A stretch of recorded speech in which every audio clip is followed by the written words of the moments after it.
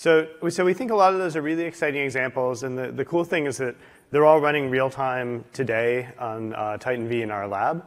And so we think that's exactly the kind of stuff that you can start experimenting with now, and that we're going to start seeing techniques based on this hybrid rendering idea coming out into production in the next couple of years.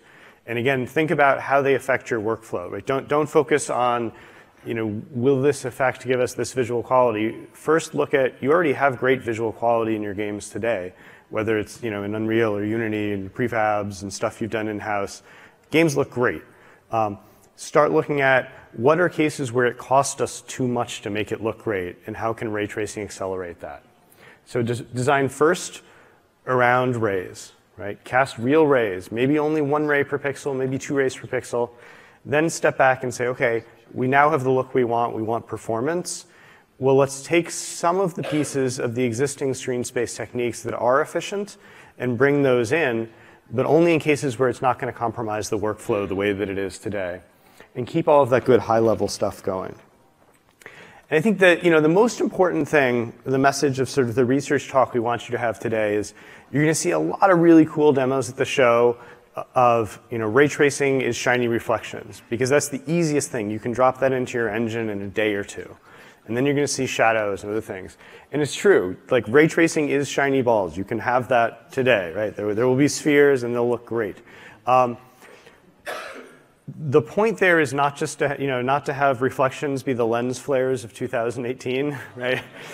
The point is to go a little bit further and get to where, when you really integrated this technology into your workflow, you're going to get cinematic quality light. You're going to get all of that robustness, all of these subtle effects from a really streamlined pipeline. And it's going to give you the opportunity to customize your pipeline again.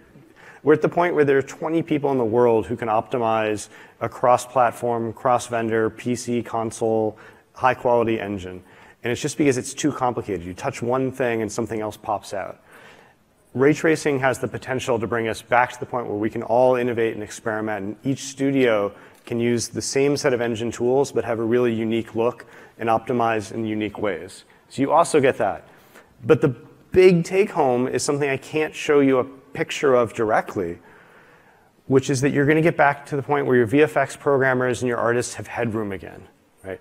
Where our workflow allows us to go back to being where we were even just a few years ago, being really creative and starting to explore new looks and new mechanics inspired by those looks. So I'm going to leave you with a happy artist, because that's the payoff of ray tracing. Okay. And in closing, before I introduce Nir, because Nir is going to take us through Falcor, some of our internal prototyping engine, which is going to be available to you on GitHub, is I want to recommend, I just got permission last night to say this. So the ACM transactions, the next volume that's coming out, which will probably be before the summer, is a deep dive from all of the major film production rendering teams about how they built their renderers.